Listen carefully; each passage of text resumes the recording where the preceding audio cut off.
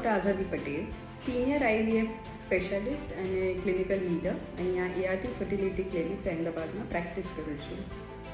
આજે આપણે વાત કરીશું કે પ્રેગ્નન્સી પોઝિટિવ આવી તો એની પછી ચેકઅપ માટે ક્યારે જવું. જો તમે નેચરલ ટ્રાય કર્યો હોય અને તમારા જે ડેટ છે એનાથી અઠવાડિયું ઉપર ચડ્યું હોય તો તમે તે વખતે તમારું ઘરે યુરિન પ્રેગ્નન્સી ટેસ્ટ કરશો.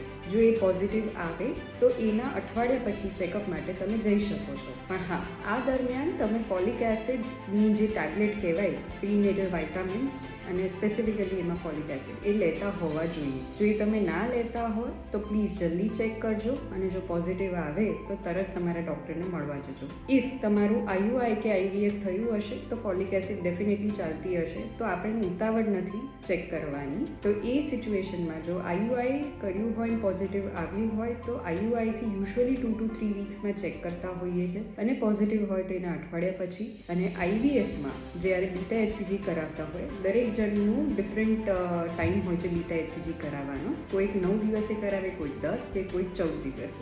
સો એ ક્યારે થયું છે એના બેઝિસ ઉપર ચેક કરતા હોઈએ છીએ. આઈડિયલી ટ્રાન્સફર થાય એનાથી 3 વીક્સમાં અમે લોકો પ્રેગ્નન્સી માટે સોનોગ્રાફી પ્રિફર કરતા હોઈએ છીએ.